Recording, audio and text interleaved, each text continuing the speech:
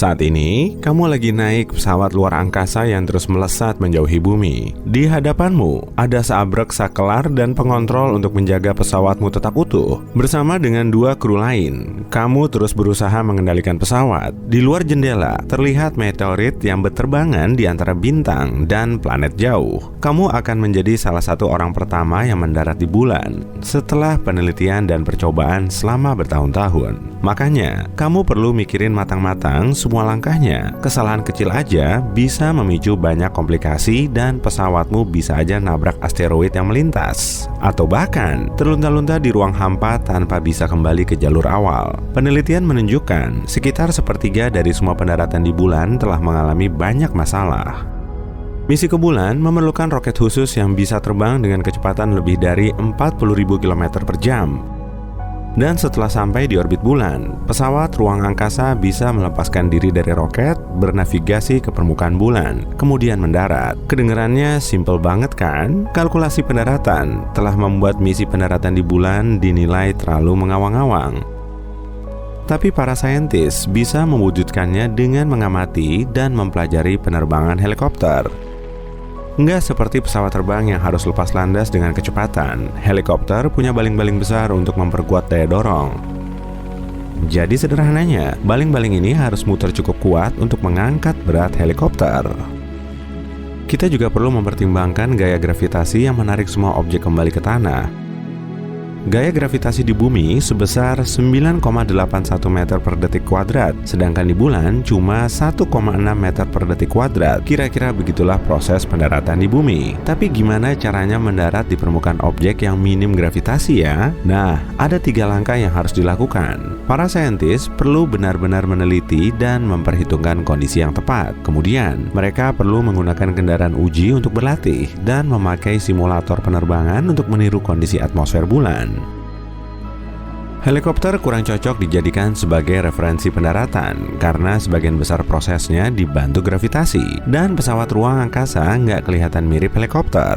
Mereka perlu bikin simulasi pesawat ruang angkasa yang beratnya cuma 5/6 dari berat aslinya. Dan karena tarikan gravitasi bulan lebih lemah dari bumi, mereka perlu menavigasi pesawat dalam kondisi ini supaya bisa menghadapi situasi aslinya. Para ilmuwan NASA kemudian memakai hanggar derek untuk mengangkat pesawat dengan kabel sambil menyimulasikan penerbangan dan pendaratannya. Jadi mirip kayak para stuntman yang tubuhnya dipasangi kabel saat adegan pertarungan di film-film. Tapi mereka masih belum bisa mastiin kalau pendaratan mereka di bulan memang sudah sesuai tanpa kabel pengaman. Mereka juga perlu bergerak leluasa kan? Jadi rencana ini nggak direalisasikan.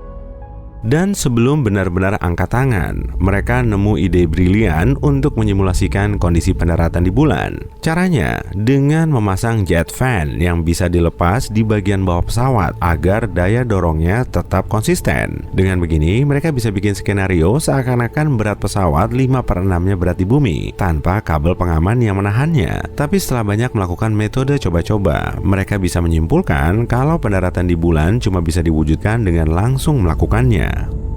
Setelah jarakmu sangat jauh dari bumi, kamu mulai menatap bulan dari jendela pesawat dan ternyata ukurannya jauh lebih besar dari yang terlihat di bumi. Bahkan permukaannya menutupi seluruh jendela pesawat. Proses pendaratanmu pasti nggak akan mudah. Pesawat ruang angkasa harus mengorbit bulan agar bisa mendarat di momen yang paling pas. Tapi tenang aja, kamu bisa mengandalkan timmu kok.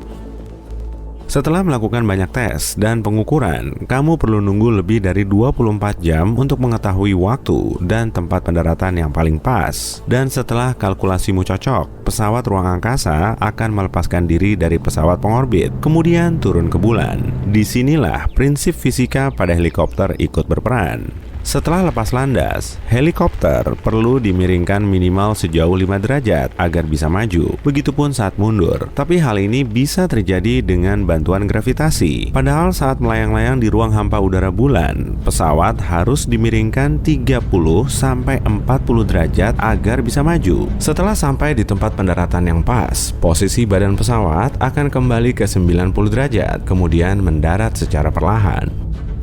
Semakin lama, kamu bisa melihat permukaan bulan yang jaraknya cuma beberapa meter.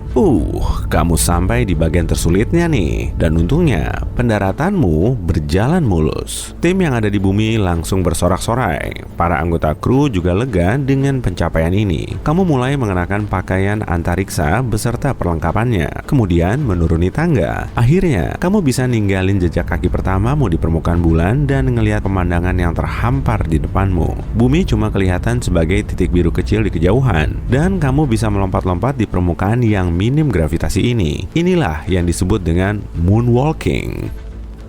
Setelah puas menjelajahi bulan, kamu nggak bisa berlama-lama di situ. Neil Armstrong, sebagai orang yang pertama kali menginjakan kaki di bulan, cuma menghabiskan waktu sekitar 2,5 jam sebelum akhirnya kembali ke bumi. Waduh, gawat! Kuncimu ternyata ketinggalan di dalam pesawat ulang-alik tuh. Dan kamu cuma bisa terlunta-lunta di angkasa. Tapi bohong. Kalau dipikir-pikir lagi, pasti seru juga sih kalau endingnya dibikin begitu. Nah, kamu masuk ke pesawat lagi, kemudian terbang ke orbit untuk bergabung dengan pesawat lain. Setelah pesawatmu menyatu lagi, kamu keluar dari orbit bulan dan kembali ke bumi. Dan setelah pendaratan manusia di bulan, pencapaian besar selanjutnya adalah terbang ke Mars. Rover eksplorasi terkenal, Curiosity, menyusuri permukaan Mars dan mengumpulkan informasi yang diperlukan untuk mendarat langsung di permukaannya. NASA berencana mengirim manusia pertama ke Mars setelah tahun 2030, dan perjalanannya pasti akan ratusan kali lebih sulit dari perjalanan ke bulan. Tapi banyak persoalan ilmiah akan bisa terpecahkan setelah misi ini terwujud. Manusia mungkin bisa ngumpulin sumber daya alam di sana, atau membangun banyak koloni dan pos pengamatan. Semua kemungkinan dan tantangannya banyak banget. Jarak dari bumi ke bulan cuma sekitar 400.000 km, tapi jarak Mars sekitar 56 juta kilometer. Bahkan kemungkinan pos pengamatan manusia akan dibangun di permukaan Mars, sehingga terbentuk komunitas saintis dan insinyur untuk memanfaatkan sebagian besar kondisinya. Mereka akan sangat mandiri dan mampu menerapkan metode pertanian dan agrikultur yang tepat. Dengan menempatkan manusia di Mars, para ilmuwan bisa lebih memahami planet ini. Tapi untuk nyari tahu proses tubuh dalam merespon lingkungan luar angkasa yang sangat jauh, kita harus banyak berlatih sebelum terbang langsung ke Mars. Koloni terdekat kita yang berdiam di area terpencil yaitu stasiun Amundsen-Scott di Kutub Selatan. Stasiun ini dibuat agar tahan terhadap kondisi ekstrim di cuaca dingin plus kering. Kondisi di Kutub Selatan bumi bisa nyeremin banget tanpa latihan yang memadai. Perjalanannya memang nggak sejauh ke Mars atau ke bulan sih, tapi tempat itu sangat beda. Makanya stasiun Amundsen-Scott ini dibikin agar orang-orang di situ ngerasa nyaman.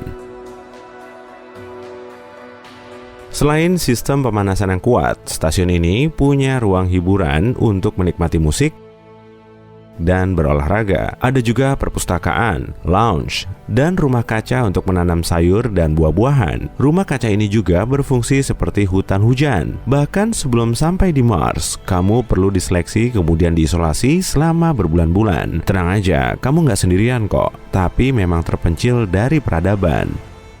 Seluruh populasi Antartika terdiri dari para saintis dan insinyur. Dokter juga perlu ngecek kesehatan tubuhmu sebelum kamu tinggal di sana.